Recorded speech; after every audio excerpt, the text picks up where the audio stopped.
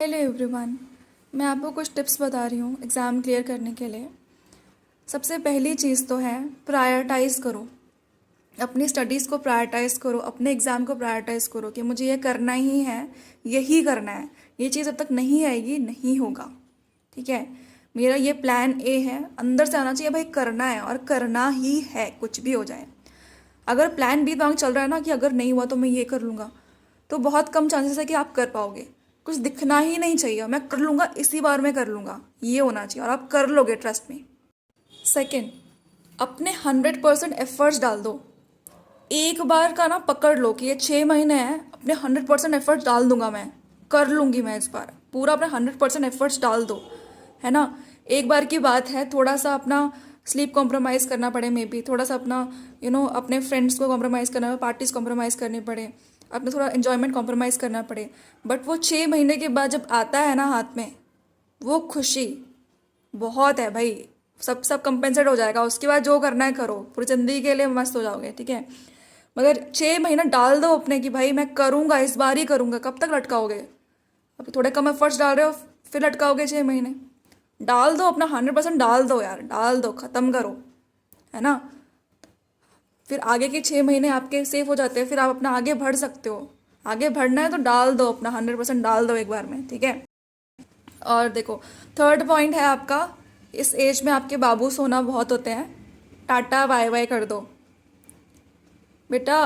कुछ नहीं रखा है इन सब रिलेशनशिप्स में, सब टाइम वेस्ट कर लो कि इस एज के रिलेशनशिप नहीं चलते हैं, ठीक है। मेन है तुम्हारा करियर, करियर है, बाबू सोना बाद में भी आ जाएगा और सही आएगा। करियर से पहले चुनोगे ना, कहीं के नहीं रहोगे, ठीक है। और अगर कोई सीरियस रिलेशनशिप है भी तो फिर समझाओ कि भाई थोड़ा सा मेरे को टाइम चाहिए, प्रायोरिटाइज अपनी स्टडीज़ को करो, थोड़ा टाइम दो, बट प्रायोरिटाइज स्टडीज़। और इस एज में बाबू सोना रखना मतलब करियर को धोना। करियर पहले आता है, करियर बनाओ, ये सब चीज़ें होती रहती हैं बाद में। अच्छे से अच्छा पार्टनर मिलेगा, उस लायक तो बनो। जैसे आप होते हो वैसे आप अट्रैक्ट करते हो। आप अच्छा करोगे अपनी लाइफ में, है ना, अपना करियर बना लिया, आप खुद अच्छे हो तो अच्छा ही अट्रैक्ट करोगे उसके बाद। और खुद अगर आप लाइफ में कुछ नहीं कर रहे हो ना, टॉक्सिक रिलेशनशिप भी अट्रैक्ट करते हो आप, trust me. Career career career, बाबू सोना को बाय बाय, बता रही हूँ, डोंट वेस्ट योर टाइम। उसके बाद बहुत इंपॉर्टेंट चीज़, PYQ सॉल्व करो, previous year question at least 5 years के, और जहाँ से ट्रेंड चेंज हुआ है हमारा 2018 से, तो पक्का ही होने चाहिए आपके 3-4 ईयर्स के, ठीक है। और 5 ईयर्स से क्वेश्चन पेपर सॉल्व करो। क्वेश्चन पेपर इस तरह से सॉल्व करो कि उसके 4 जो ऑप्शंस है ना, एक तो आंसर हो गया, 4 ऑप्शंस क्यों नहीं हैं। जैसे एक एक आपको एग्जांपल देती हूँ, एक में स्टैगफ्लेशन, डिफ्लेशन, इस तरह से बहुत कुछ दिया हुआ है, तो आपको स्टैगफ्लेशन का मीनिंग भी पता होना चाहिए, डिफ्लेशन का, इन्फ्लेशन का, सबका मीनिंग पता होना चाहिए। स्पेशली जो टर्म्स होती हैं, है ना, टर्म्स है उनका तो आपको मीनिंग पता होना चाहिए, ठीक है। कॉस थ्योरम के बारे में पता होना चाहिए, क्या है क्यों है, मतलब थोड़ा सा ना पढ़ लो। जैसे आपका जो भी ऑप्शंस है ना, तुरंत आपका गूगल ओपन होना चाहिए, ठीक है। गूगल में डाला, जो हाईलाइट होकर एक स्टेटमेंट आती है ना, उतना तो एटलीस्ट पता होना ही चाहिए आपको हर एक ना पॉइंट के बारे में, ठीक है। PYQs 5 ईयर्स के एटलीस्ट, और उनको ना रिवाइज करो जितना हो सके। एक बार कर लिया, रिवाइज करो, रिवाइज करो, रिवाइज करो। Revision is very important. कई बार क्या होता है कि हम लोग करते जाते हैं आगे, रिवाइज नहीं करते, तो कोई पॉइंट नहीं है ना, आपको एग्जाम में याद नहीं रहे तो, सही बात है ना। तो उसके अलावा 5 ईयर के हो गए अच्छे से, तो आप 10 ईयर्स तक कर सकते हो, 5 to 10 ईयर्स, ठीक है। मगर यह है, रिवीजन करो जितना हो गया, 5 ईयर्स का भी हो गया तो सफिशिएंट है, बट रिवीजन इज़ इम्पॉर्टेंट, ठीक है। और फिफ्थ पॉइंट देखिए, आपको ये पता होना चाहिए कि क्या पढ़ना है और क्या छोड़ना है। भाई सिलेबस इतना वास्ट है, इतने यूट्यूबर्स, इतना कुछ, इतना बुक्स, इतना कुछ मिलेगा ना आपको लगा ये भी कर लूँ, ये भी कर लूँ, ये भी कर लूँ, और कहीं ना कहीं आपको अंदर से पता होता है कि ये इंपॉर्टेंट है, शायद इतना नहीं है, बट सब कर लूँ के चक्कर में ना भाई कुछ भी नहीं होता, ठीक है। इंपॉर्टेंट करो, तुमको पता है इंपॉर्टेंट क्या है, तुम्हारे PYQs उठाओ, PYQs में से क्या इंपॉर्टेंट दिख रहा है उसके हिसाब से पहले तो पढ़ाई करो, ठीक है। और क्या छोड़ना है वो पता होना चाहिए आपको, ठीक है। आपके पास लेट से आपने 2 बुक्स ले ली, एक ही UGC निकालने के लिए, अपना नेट निकालने के लिए, पर पता है बेस्ट क्या है, एक पढ़ो, अच्छे से पढ़ो, बार बार पढ़ो, रिवाइज करो, ठीक है। सब चीज़ों के पीछे मत भागो। कुछ सिलेक्टिव कर लिया, पता है कि इतना कर लिया कि इसको करने से एग्ज़ाम निकल जाएगा, उसको बार बार करो, उसको बार बार करो, उसको पक्का करो, इतना पक्का करो, इतना पक्का हो जाने के बाद अगर कुछ करना है तो करो। आपको पता होता है कि PYQs करने के बाद कुछ इंपॉर्टेंट चीज़ें करने के बाद एग्ज़ाम निकल जाएगा, तो भाई टेक अ होल्ड, रिवाइज, निकालो। और आगे भी कर रहे हो तो बैलेंस करके, वो चीज़ छूटनी नहीं चाहिए, जो इंपॉर्टेंट है वो छूटना नहीं चाहिए। आगे बढ़ रहे हो तो पीछे का होल्ड करते हुए, है ना। और उसके बाद एक 6 पॉइंट देखिए आप, सिर्फ आगे ही मत बढ़ते रहो, नोट्स बनाओ, रिवाइज करो। यहाँ पे मेन चीज़ मैं जो बोल रही हूँ, फोकस करो रिवीजन पे। ज़्यादातर बच्चे यही गलती करते हैं, बस आगे बढ़ते रहते हैं पीछे का हवा में। हवा में नहीं करना है, याद होना चाहिए। याद कैसे होगा, जब रिवाइज करोगे। जो आज पढ़ा रात में एक बार रिवाइज करो, आँख नज़र डाल लो, सुबह उठते हो फिर एक बार रिवाइज करो, मतलब पढ़ लो, आँख में आँख डालोगे ना तो आपको पता क्या है। और डेली पीछे देखना है क्या किया था, भले एक बार नज़र ही डाल लो, है ना। करो, revision is very important, very very very important, ठीक है। उसके बाद 7th, विजुअलाइज करो। डेली खुद को बोलो कि मैं कर सकता हूँ, मैं कर लूँगा, है ना। और विजुअलाइज करो कि मैंने एग्ज़ाम क्लियर कर लिया है, मैंने एग्ज़ाम क्लियर करा है। विजुअलाइज करो इस तरह से, और मैं कितना खुश हूँ, है ना। और मेरे पेरेंट्स कितने खुश हैं। आप उस फ्रिक्वेंसी में वाइब्रेट करोगे। मैं मेडिटेशन करती हूँ तो आई नो सम थिंग्स, ठीक है। तो आप फ्रिक्वेंसी में वाइब्रेट करोगे। जब आप फ्रिक्वेंसी से मैच करोगे ना, तभी वो चीज़ें आपकी लाइफ में होंगी। You have to believe in yourself, right. Visualize करो। उसके अलावा very important thing, 8th point, pray करो। Prayers are must, prayers works miraculously. एक हायर पावर होते हैं, हायर सोर्स। जब भी आप उनकी रिस्पेक्ट करके, उनसे शेयर करके जब चीज़ों से आगे बढ़ते हो ना, और उनसे अपने गोल शेयर करके, डेली प्रे करके कि भगवान मेरी हेल्प करो, ट्रस्ट मी, हो जाता है, हो जाएगा, ठीक है। What ever works for you, for me prayer works magically, so I do. तो मैं वही आपको गाइड कर रही हूँ। प्रेयर्स करो, ठीक है। भगवान से हेल्प मांगो, ज़रूर होगा। गुड फॉर्च्यून आएगा, जल्दी होगा, ठीक है। नेक्स्ट है, say bye bye to distractions. Phone को बाय बाय कर दो, व्हाट्सएप को अनइंस्टॉल कर दो, इंस्टाग्राम हटा दो, ठीक है। जितने भी डिस्ट्रैक्शंस हैं, मूवीज़ वगैरह, बाद में हो जाएगा भाई। एज है करियर बनाने की, करियर बना लो, लाइफ सेट है। उसके बाद जो करना है करो आराम से, एक बार की बात है, 100% डाल दो भाई, कर दो। डिस्ट्रैक्शंस को हटा दो, फ़ोन ऑफ कर दो, फ्रेंड्स को बाय बोल दो, कुछ टाइम के लिए सही भाई, अच्छे फ्रेंड्स होंगे, समझेंगे, ठीक है। आपको करना पड़ेगा, प्रायोरिटाइज करना पड़ेगा। एक बार मेहनत कर लो अच्छे से, ख़त्म है। या फिर तो लगे रहो लगे रहो लगे रहो, यहाँ भी टाइम दे दूँ वहाँ भी टाइम दे दूँ, तो नहीं होगा। एक जगह टाइम दो, 100% दो, कर लो, ख़त्म करो, कर लोगे, ट्रस्ट में, ठीक है। जैसे मैंने बोला, limit your friend circle. Friends चुनिंदा रखो जो तुम्हारे से गोल्स रखते हैं।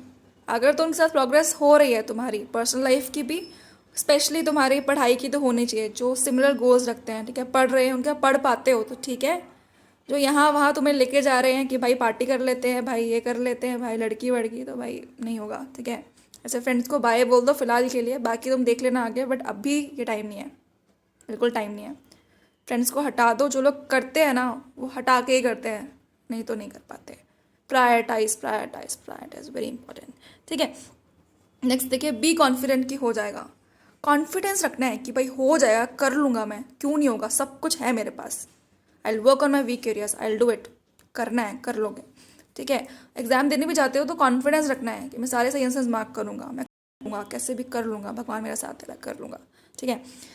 उसके अलावा आप पढ़ते हो इतना, हेल्थ का ख्याल रखना बहुत ज़रूरी है। बॉडी से काम कर रहे हो, बॉडी पे काम करना भी उतना ही ज़रूरी है। ईट हेल्दी, है ना। Take rest, take care of your self. नींद लेना भी बहुत ज़रूरी है। ये नहीं होना चाहिए कि मैं तो लास्ट में पढ़ूंगा और अपने नींद को कॉम्प्रोमाइज़ करके, भाई नींद को कॉम्प्रोमाइज़ करके आप क्या कर लोगे। आपका माइंड भी तो प्रॉपरली वर्क करना चाहिए ना। आपकी बॉडी को नीड है, आपका माइंड इतना काम कर रहा है, उसको नीड है रेस्ट की। आप अच्छे से सो, मगर जितना टाइम आप जगे होते हो, जितना टाइम आपका दिन में होता है ना, उसको एफिशिएंटली यूटिलाइज करो। क्यों अपनी नींद के साथ ही खेलना है। नींद इज़ हेल्थ, राइट। दिमाग को रेस्ट चाहिए, प्रॉपर टाइम पे चाहिए। नींद आ रही है, सो। जब आप जगे होते हो उस टाइम को बहुत एफिशिएंटली यूटिलाइज करो ना, मोटिवेट योर सेल्फ, ठीक है। उसके अलावा मेक शॉर्ट नोट्स। आपने कुछ पढ़ा, ठीक है, तो ठीक है, आपने लॉन्ग नोट्स बनाए पहले, but always have a notebook, दूसरा नोटबुक पैड रखो, उसमें आप शॉर्ट नोट्स बनाओ उसको, ताकि वो डर ना लगे। एंड में जब इतना मटेरियल इकट्ठा हो जाएगा ना, वो डर ना लगे कि मेरे को पढ़ना कैसे है, आप उसे पढ़ पाओ, है ना। तो वो तभी होगा जब शॉर्ट नोट्स होंगे, और शॉर्ट नोट से ही एंड टाइम में रिवीजन होती है। कोई शॉर्ट नोट्स बनाना नहीं आता, समेटना नहीं आता, तो फिर नहीं होगा। शॉर्ट नोट्स बनाना सीखो, छोटे छोटे पॉइंट्स बना के, और उसको फिर डेली आप रिवाइज करो। इसके अलावा बहुत इंपॉर्टेंट पॉइंट है, इसको पहले लिखना चाहिए था, बैलेंस स्टडी। बैलेंस स्टडी करो, मतलब कि 10 यूनिट है आपके सेकेंड पेपर में, आपका इकोनॉमिक्स में, ठीक है। तो बैलेंस स्टडी होना चाहिए कि मैंने आज ये पढ़ लिया, कल वो इम्पॉर्टेंट पढ़ना है। ये नहीं होना चाहिए एक टॉपिक उठाया, उससे अब सिर्फ 2 नंबर का क्वेश्चन आ रहा है और आप उसको 4 घंटे लगा रहे हो। कोई पॉइंट नहीं है, कोई पॉइंट नहीं है। उतना पढ़ो जितना एग्जाम पूछा जा रहा है। एग्जाम में ऊपर ऊपर का पूछा जाता है, तो क्रीम ही निकालो ना भाई, पूरा अंदर तक घुस के क्या मिलेगा? अंदर तक घुस के कुछ नहीं मिलेगा ना। स्मार्ट स्टडी बोलते हैं भाई इसको, बैलेंस स्टडी, ठीक है। अगर आप टाइम दे रहे हो यूनिट 1 को 4 घंटे, यूनिट 2 को भी 4 घंटे दो नेक्स्ट डे। सिर्फ यूनिट 1 को मतलब 8 घंटे दे के आप यूनिट 2 को छुआ भी नहीं, तो क्या मतलब है? जितने भी टॉपर्स होते हैं ना, जितने भी करते हैं ना, मेरा भाई भी आर्मी ऑफिसर है, उसने जो एग्ज़ाम क्लियर किया था ना, ऐसे किया था कि बैलेंस स्टडी, कि हर एक यूनिट में से उतना कर लो कि एग्ज़ाम क्लियर हो जाए, ठीक है। थोड़ा थोड़ा कर लो, उसके बाद पता है आपको मेरा रह गया है, तो उसको टाइम दो बाद में। पहले उतना उतना क्रीम निकाल ले कि इतना इतना करने से मेरा थोड़ा सा मुझे आइडिया हो रहा है हर यूनिट का। उसके बाद फिर आपको जो पता है कि मेरा रह गया, उसको फिर धीरे धीरे टाइम दो, पर बैलेंस करके। एग्जाम में सही प्रोपोर्शन में तो आएगा ना, हर एक यूनिट से उतना ही आ रहा है ना, तो हर एक यूनिट को उतना ही प्रायोरिटी देना पड़ेगा आपको, ठीक है। पेपर 1 में भी आपको पता है कि मेरा कुछ वीक एरिया, तो उस पर वर्क करो, डीआई पे वर्क करो, आपका जो भी वीक एरिया उस पर वर्क करो, और पहले ही कर लो। एग्जाम के एंड में आप वीक एरिया में बैठोगे तो नहीं होगा, पहले कर लो और उसको फिर रिवाइज करो, ठीक है। इस बार मेरी एज क्या है मेरे पुराने वाला एग्जाम के ऊपर, उस तरह से, ठीक है। तो वही है, work on your weak areas and before hand only. 6 महीने हैं आपके पास, तो पहले काम कर लो, 3-4 महीने पहले अपना वीक एरियाज पे काम कर लो, उसका रिवाइज करो, आगे बढ़ो, है ना। अब बैलेंस स्टडी, एक चीज़ में घुस नहीं जाना है, आगे बढ़ना है। एग्जाम पे भी आप पेपर सॉल्व करते हो, तो फिर आपका कुछ न्यूमेरिकल आ गया, कुछ ऐसा आ गया जिस पर टाइम लग रहा है, बहुत टाइम लग रहा है, को समझ में भी आना, आपको लग रहा है नहीं होगा, तो ज़्यादा टाइम नहीं देना है यार। 1-1.5 मिनट 2 मिनट से ज़्यादा टाइम देना ही नहीं है, वही बहुत ज़्यादा हो गया। जहाँ पे कुछ स्टक हो रही है, मूव ऑन। आपको हर इसी क्वेश्चन से मार्क्स नहीं मिलेंगे, वो भी 2 नंबर का है, आगे वाला क्वेश्चन भी 2 नंबर का है भाई। करो ना, आगे बढ़ो, ठीक है। बहुत इंपॉर्टेंट है बैलेंस करके चलना, और एग्ज़ाम में भी एक चीज़ पे स्टक नहीं होना। आगे बढ़ो, आगे बढ़ो, देखो क्या है, ठीक है। रीडिंग कॉम्प्रिहेंशन को थोड़ा पहले सॉल्व कर लो, इसलिए हो जाएगा। ज़्यादा टाइम इसमें भी डिवोट नहीं करना, नज़र मार लो पूरे क्वेश्चन पेपर, जो आता है पहले सॉल्व कर लो, कर लोगे। All the best, I love you all.